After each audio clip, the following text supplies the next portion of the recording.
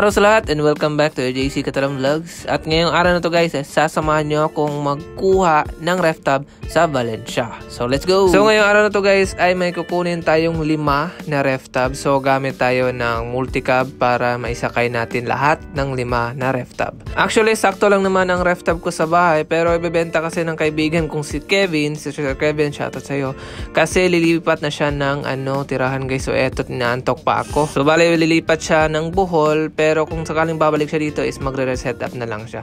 So andito na tayo sa lungsod ng Valencia sa may fish market, and dito daw kami magmi-meet up kasi hindi ko rin alam kung saan sa kanila. So eto, nakarating na pala tayo. Naikarga ko na yung ilan sa ref tub, yung iba is nandun ba daw sa kabilang bahay. So eto, ayusin lang natin ang pagkakalagay dito para maikarga pa yung ilan.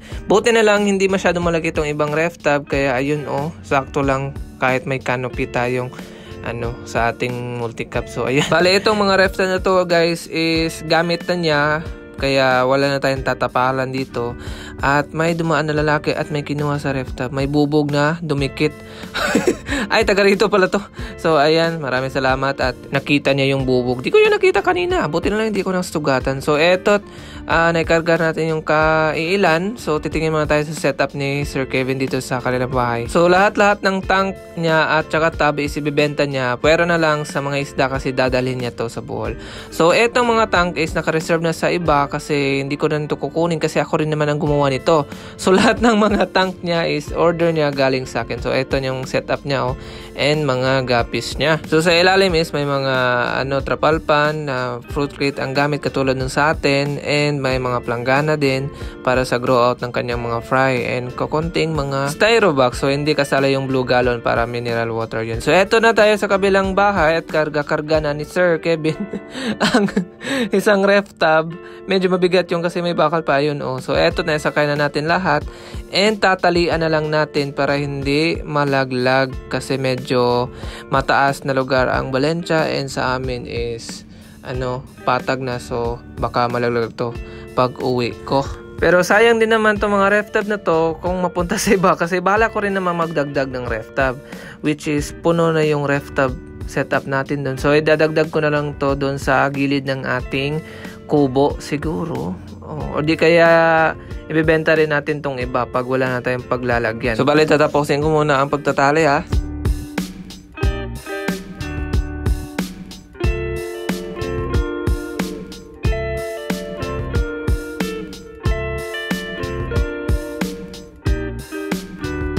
At pagkatapos kong maitali lahat ng ref tub, eto na, magmamaneho na ako papauwi. So medyo nahihirapan akong mag-video dito kasi medyo paliko-liko yung daan dito. So nasa shortcut pala ako dumaan. So mamaya na ako na pagpatuloy ang pag-video guys.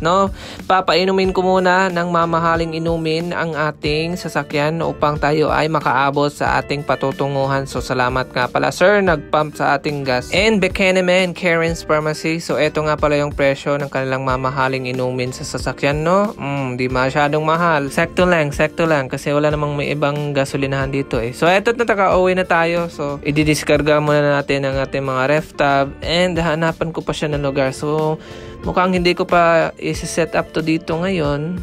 Siguro soon pag nahanapan ko na ng lugar. And sayang din naman to pag ibebenta natin.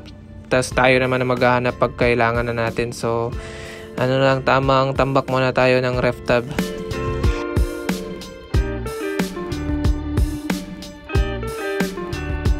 At sa di inaasahang pangyayari, itinigil ko muna ang aking pagdidiskarga kasi may nakita akong di animoy, hindi gagamba, hindi rin scorpion. Ano kaya ito? Hindi ko rin alam kung anong klaseng insekto to. So hindi ko siya papatayin.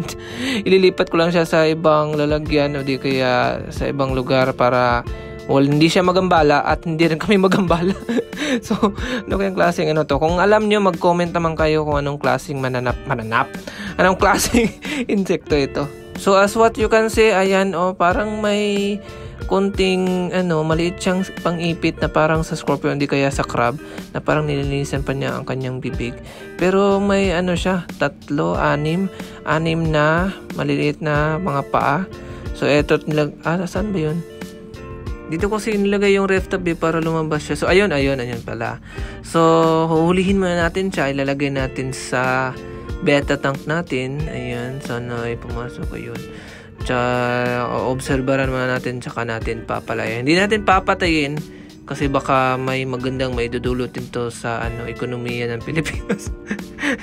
So, pumasok ka. Huwag kang lumabas. Ayun. Naipasok ko na rin.